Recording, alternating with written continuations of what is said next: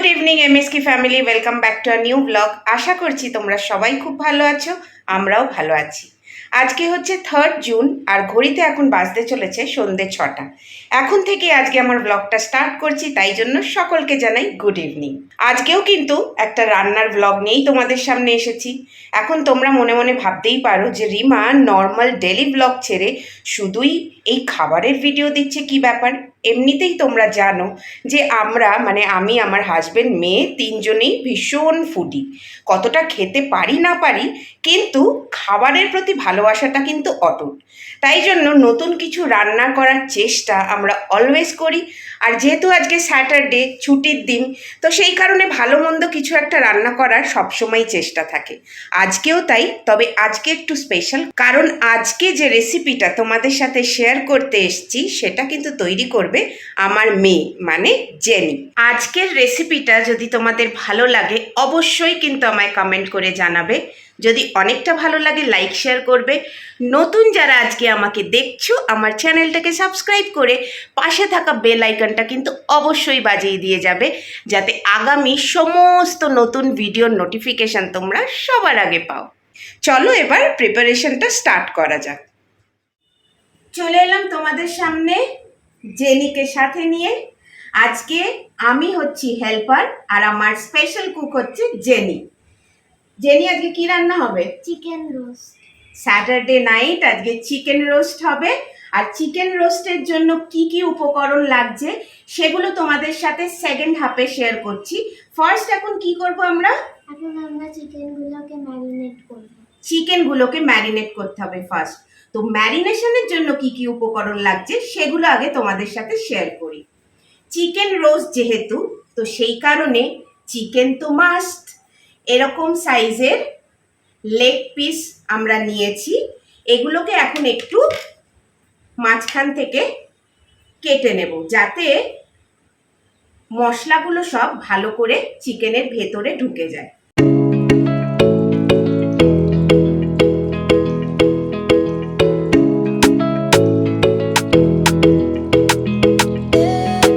এখানে কিন্তু 500 gram chicken আছে।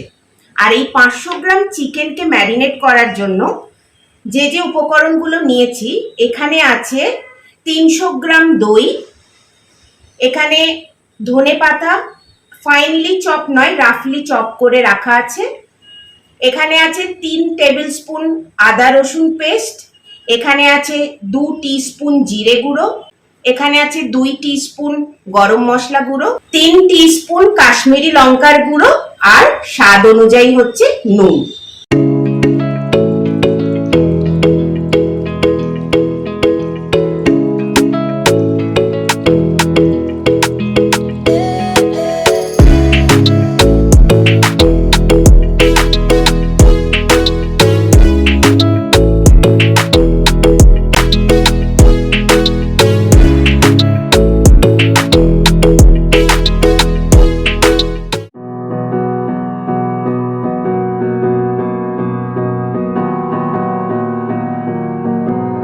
চিকেনটা ম্যারিনেট করে প্রায় 2 ঘন্টা ফ্রিজে রেখে দিয়েছিলাম। এখন চলে এসেছি আমরা আমাদের রান্নার সেকেন্ড হাফে। এবার এই রান্নাটা করার জন্য কি কি উপকরণ লাগছে চলো সেগুলো তোমাদের সাথে শেয়ার করে দিই। চলে এসেছি আমরা এবার রান্নাটা কমপ্লিট করার জন্য। তাই জন্য ফার্স্টেই নিয়ে নিয়েছি কড়াই, গ্যাসটা অন করে দিলাম। এরপরের কি কি রান্নার প্রণালী আছে, মানে what the way we will complete this recipe, সেটা কিন্তু দেখাবে আমাদের স্পেশাল কুক জেনি। কড়াইতে তুমি কি দেবে? তেল। সাদা তেল। আচ্ছা, সাদা তেল মানে হোয়াইট অয়েল যেটা, সেটাই আমরা এই রান্নাটাই ইউজ করব। আমরা কিন্তু 500 গ্রাম মাংস অনুযায়ী তেল ব্যবহার করব।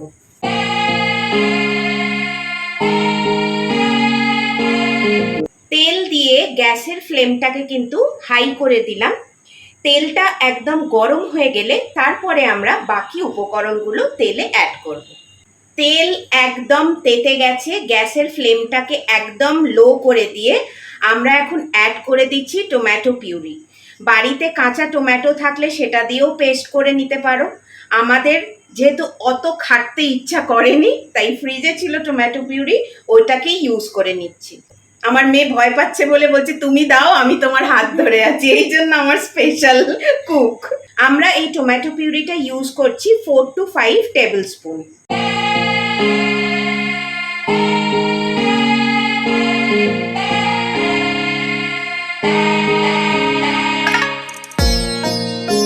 তেলের সাথে টমেটো পিউরিটাকে ভালো করে একটু ভাজা ভাজা করে নিয়ে বাকি মশলাগুলো কিন্তু অ্যাড করে দেব।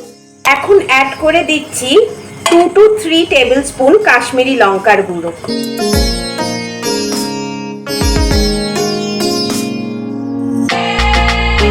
অ্যাড করে দিচ্ছি 1 টেবিল স্পুন জিরে গুঁড়ো, দিয়ে দিচ্ছি পরিমাণ মতন নুন, কড়াইতে দিয়ে দিচ্ছি আগে থেকে কেটে রাখা ধনেপাতা,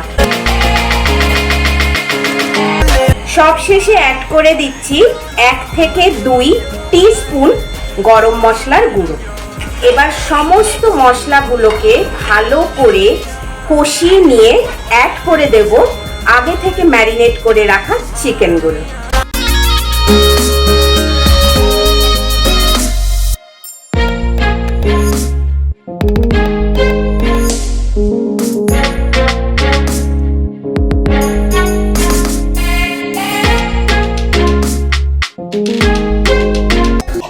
এবার মাংসের সাথে সমস্ত উপকরণগুলো ভালো করে মিশিয়ে নিচ্ছি।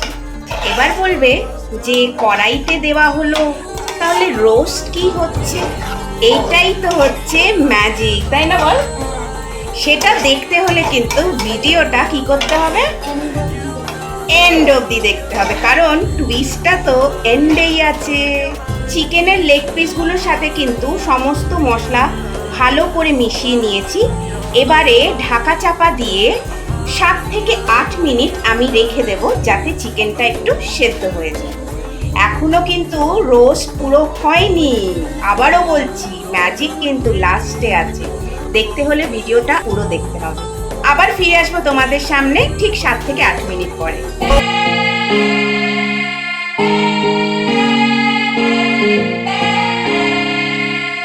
চলে আসলাম দুজনে মিলে ঠিক 8 মিনিট পরে। এখন ঢাকনাটা খুলে দেখি চিকেনটার লুকটা কিরকম আসলো, যদিও রান্না কিন্তু এখনো কমপ্লিট হয়নি।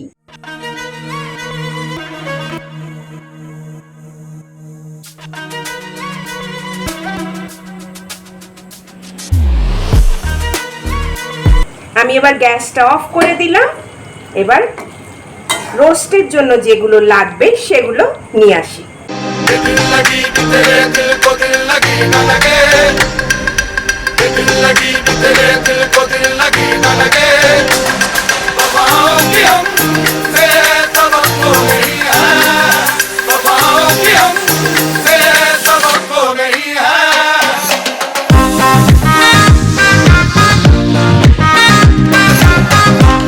আমাদের চিকেন রোস্ট কিন্তু একদম রেডি হয়ে গেছে।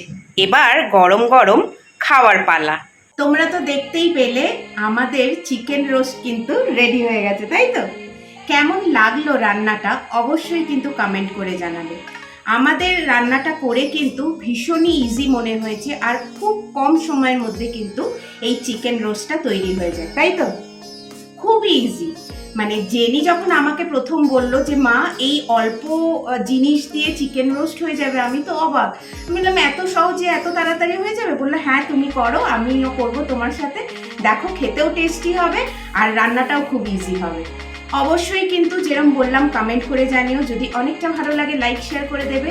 নতুন যারা আজকে আমাকে দেখছে প্লিজ আমার চ্যানেলটাকে কিন্তু সাবস্ক্রাইব করে যেও, আর পাশে থাকা বেল আইকনটা কিন্তু অবশ্যই বাজিয়ে যেও। চলো এবার টেস্ট করে দেখি কেমন হয়েছে। জেনে নে একটা। আচ্ছা, আগে একটু লেবু দিতে হবে। তন্দুরি বা রোস্ট এই জাতীয় জিনিসে একটু যদি পাতিলেবুর রস দেওয়া যায় দারুণ। আর আমি এই জিনিসটা সবসময় করি, কারণ ভালো খাবার হলে আমার মুখ থেকে চু এই কথাটাই বেরোয়। নে, চিয়ার্স করতে হবে তো। চিয়ার্স।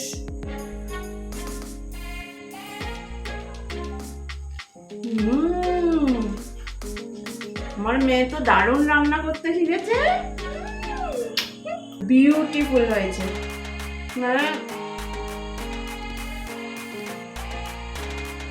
এরকম ভাবে একটা কামড়, তার সাথে শসা, আহা পরমানন্দ যেটাকে বলে। আমরা ঘেমে নিয়ে রান্না করে কিন্তু এখন সেই স্যাটিসফ্যাকশন লাগছে আমাদের। আজকের ভিডিওটা এখানেই এন্ড করছি।